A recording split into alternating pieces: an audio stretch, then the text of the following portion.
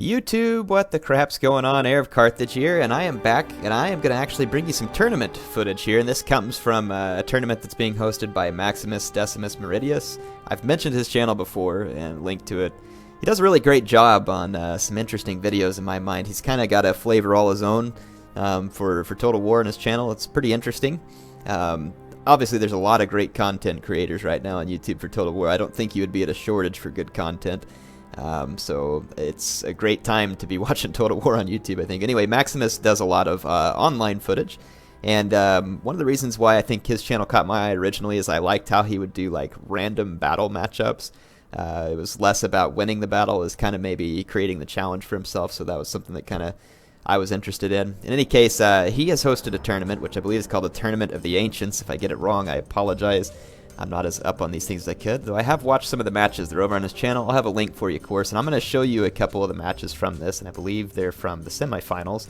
But I'm going to tab out of the game, so the sound's going to stop. I may get a little distorted for a second, just because my weird sound does that, and just kind of give you a quick rundown of what the rules were for the tournament in general. So the tournament in general, again, was a Tournament of the Ancients, and it was hosted by Maximus Meridius, as I said. And these games, let's see, as far as about the tournament, the matchups, so it went in several rounds. Round one, each player had to face off in Macedon Parthia matchup, so it's a best of three. So Macedon versus Parthia, where let's say player one starts as Macedon, and then in the second match they have to play as Parthia. If there's a clear winner at that point in the round, then so be it. If not, then the tiebreaker goes to a Seleucid mirror matchup, so both players would have had to choose Seleucid and then have a mirror matchup. Round two was Carthage versus Polybian Rome, so that would be the Primarian Rome, so that was also an interesting matchup. I enjoyed watching those. And if there was a tie in round two, they used an Epirus mirror matchup tiebreaker. And now the semifinals, which are Marian Rome versus Arverni, and the mirror matchup tiebreaker would be the Odrysian Kingdom. So Marian Rome would be post-Marian units, like legionaries and so forth. So let's jump back into this replay. So the first two contenders you're going to see here have both summarily destroyed me when I met them in quick battle. I got a lot of respect for both of them. They're good players, and it's Armenian King runs his own channel as well. I'm not sure about Chagatay Kagan. If I'm saying it wrong, I apologize, but he was the one I played recently on my channel.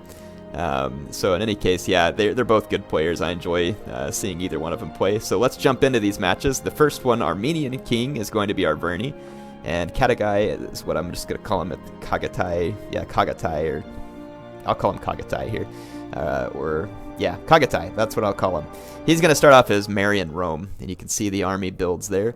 Nemeta Sina is the map, as it is a lot of times in tournament battles, but not always. It kind of just depends on the rules of the tournament. And I have seen some matches in this tournament that are not on Nemeta Sina. So let's take a look at the army setups here.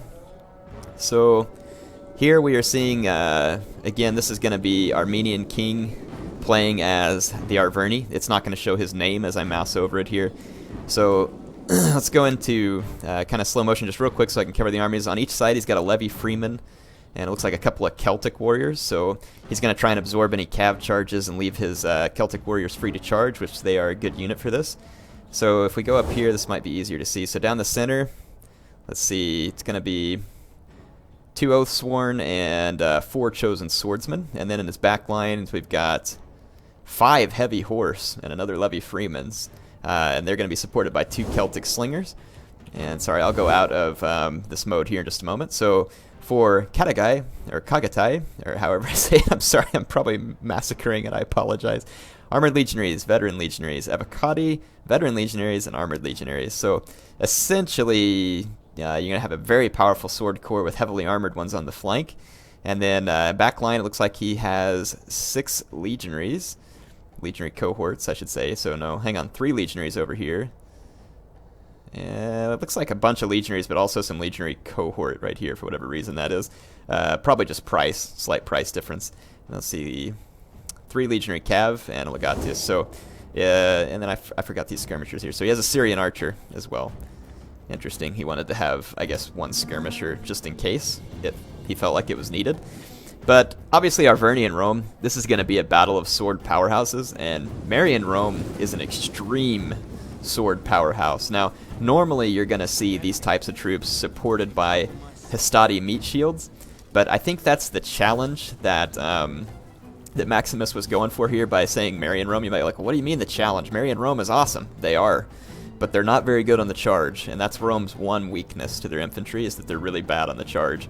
So if a player can play in such a way as they get very good charges against Rome and are able to do some outflanking or some other tactics, they can defeat the very powerful swords of Rome. Now, so again, making a choice between Marian Rome or pre-Marian Rome or Polybian Rome, however you want to say it, is going to force the player to choose one of two strategies.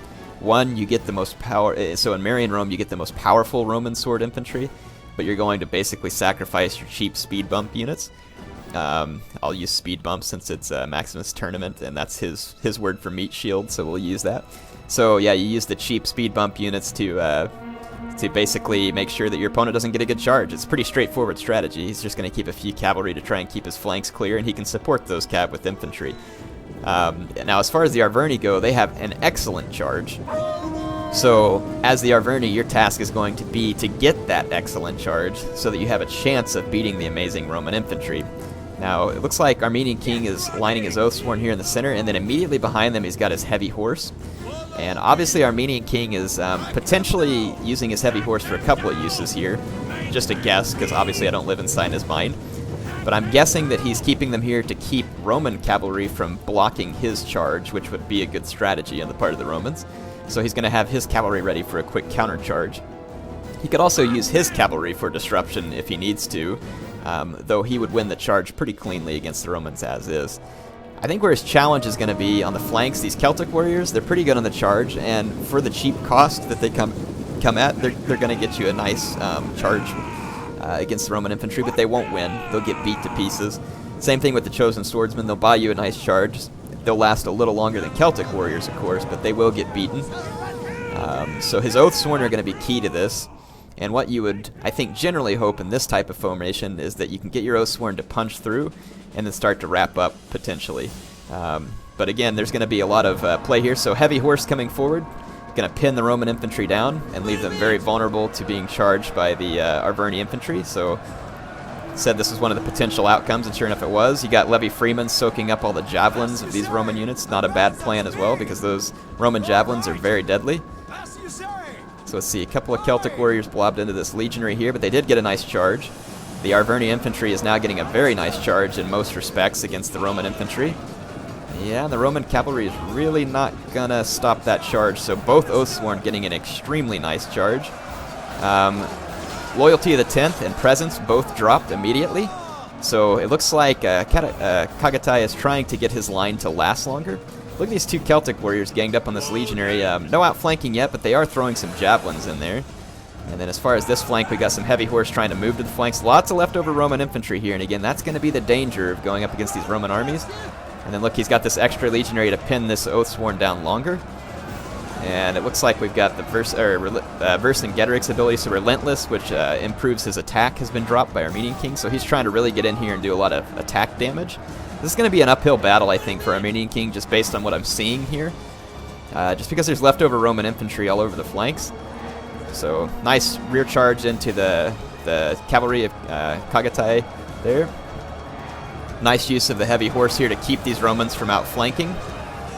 So just keeping them busy, basically, hoping his other units can hang in there. Looks like he's used the... so Relentless is still in effect, so that's a nice long bonus there that it adds. Celtic slingers trying to work on the Roman legatus, and it is dropping. Though the death of a Roman general won't be the end of the army altogether. Looks like Levi Freeman left back here maybe to throw javelins.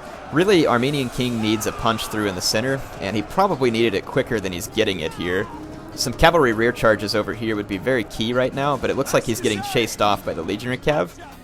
And that's why these armies of Rome can be difficult to beat. Getting these rear charges is more challenging than you think, because there's usually leftover Roman infantry to chase your men down. And even like right here, two Celtic warriors versus the single legionary is still a very tough fight for them. The Chosen Swordsmen are doing nicely against the... oh yeah, here comes the rear charge right here. This might be key. Yeah, you're getting a waiver here. If this causes a rout, that's going to be key, but there is more Roman infantry to back it up. I don't know that it's going to cause a rout there. Oathsworn gets a second charge into these legionaries, which was quite nice, and another Oathsworn is free, may be able to wrap around. But they are going to have to be careful of these auxiliary Syrian archers, which could shoot them in the back. Another rear charge coming from Armenian King.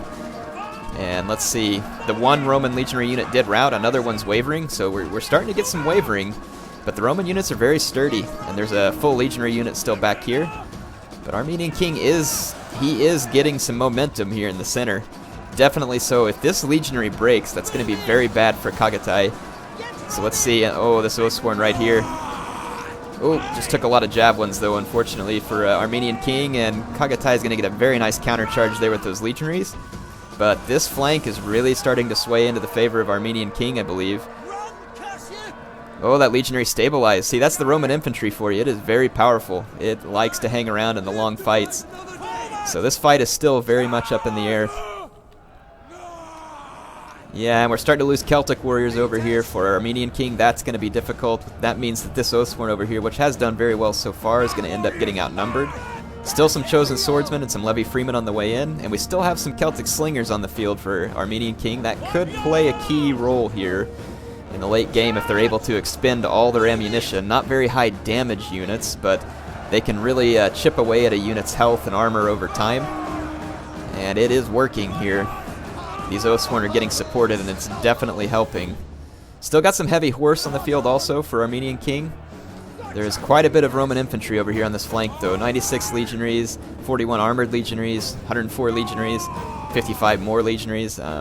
Mobility is still on the field for our Armenian King in several places. No returning Roman units for Chagatay. So, looks like here that this match is going to go to Armenian King, it looks like. He's going to get a rear charge here. That's going to knock out these legionary cohorts, and with the routing of that unit right here, that armored legionary, I think this flank is going to fall as well. So, honestly, that's, I just think from the raw power here, not to say that it's necessarily unfair because both players have to take their turn to play as Arverni, but I really do see Rome having just a power advantage here. The Arverni are going to have a cavalry advantage for sure, but the Romans could also field elephants, I believe were part of the rules, so that's a potential weapon that wasn't used here by Chagatay for whatever reason. So let's take a look at the results here. Nice kills on his general Oathsworn. Decent kills here for this one. Probably needs to be a little higher, but it depends on what he went up against. If he went up against an Avocati cohort in the center, that would totally make sense. Very nice kills on the chosen swordsman, all things considered. This one didn't do as well, but I think what really helped Armenian King here is these Celtic warriors actually really did get a decent number of kills for their price. These slingers, not a ton of kills, but some of those were on the legatus, and some of them were causing morale drops by shooting units in the back. And actually a decent number of kills on some of these heavy horse as well. For Chagatay here, he was outnumbered by the Arverni, which isn't always the case, but with Marian Rome, you probably will end up getting outnumbered by your enemy, just because the Marian units are slightly more expensive. You don't have the Hastati to kind of balance that out. Armored Legionary is very tanky. Not surprising these guys got what they did. These units only routed because it was a late game. Otherwise, they had more killing potential, and you can see that they still got decent kills, all things considered. I'm guessing these are the units that took the charge of his Oathsworn, and they did not fare so well. Potentially, these veteran legionaries may have gotten tangled up with them as well, whereas the units that weren't tangling with the Oathsworn, as you can see in general, they tended to get more kills. Anyway, very interesting game. Let's take a look at the second match that I have, and we'll go here. So in this one, we're going to have Armenian King as Rome, and Chagatay as Arverni.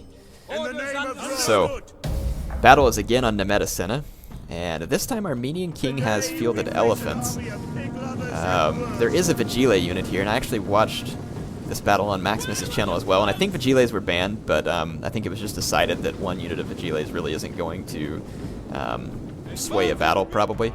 So I think they just let it go. So interesting. This is an interesting build from Armenian King in my mind. Let's take a look at it from up here above. So he has 6 legionary cav. That's a lot of cav for a Roman player. He's also got a legatus, and then he has an African war elephant. So we saw the Vigiles, and then his main line legionaries, veteran legionaries, veteran legionaries, veteran legionaries. So it looks like maybe 6 veteran legionaries? I may have counted that wrong. So he's got 1 legionary in each flank, so 2 legionaries. 1, 2, 3, 4, 5. Yeah, 6 veteran legionaries, so a very sturdy sword corps. These elephants could potentially be a huge player in the game. It depends on whether the Arverni have come prepared to destroy them. And let's take a look at Chagatay's army. So Celtic slingers on each flank. Let's zoom up where we can see a little better. Up front, we got a light horse, 2 light horse and 2 heavy horse. And let's see, we have an Oathsworn here and here, so it looks like 2 Oathsworn. And then they're going to be supported by 2 chosen swordsmen here in the center. So 2 Oathsworn, 2 chosen swordmen making up the center. Wow, 6 naked warriors. That's a lot of nudity and a big risk. Sorry for the bad puns. So the battle's starting, actually. So we've got Armenian king charging in against the heavy horse. Interesting. If the heavy horse would have countercharged, that actually probably would have not been a bad engagement for him. But look, you've got this legionary cab actually punching all the way through to the naked warriors, which will cause a considerable amount of damage to them. Looks like Rome is going to try and run disruption on the Arverni charges, like I had mentioned in the last battle, and it is going to succeed. This is the problem with this. If you go ahead and charge in, like Chagatay has here, you've got to chase off the cav, but then that gives the Roman infantry a chance to get into you without being countercharged by the excellent charge from these Arverni units. So I think that was probably Armenian king's intention, and it looks like it's going to work. Now the elephants are already in battle. They are taking slinger fire. But the Celtic slingers are not going to get these guys running amok easily or quickly. Javelins from one of these units would do better, so it may not have hurt to maybe turn these naked swords to where they could open up a volley or 2 on these guys. But with all the supporting cavalry units of Armenian king, it's probably going to be hard for Chagatay to pull something like that off. And I think just from the builds I've seen here, yeah, I would really think that the build of Rome is probably the more powerful build. There is definitely some risk-reward in these naked warriors. If they get nice charges, they can be quite punishing. But up against these veteran legionaries, I still think they would have a hard time in the long run. It's hard to say. The Arverni definitely had numbers here, but the Roman definitely had disruption, power, and mobility with that cavalry, and that would be hard for the Arverni to overcome because they really need their charges. And there's a lot of Roman units here with the tools to stop the charges. And then also these elephants really not playing a huge role in this battle. They are getting some kills, but they're also being killed by these naked warriors, which surprises me because naked warriors are usually very bad against cavalry units.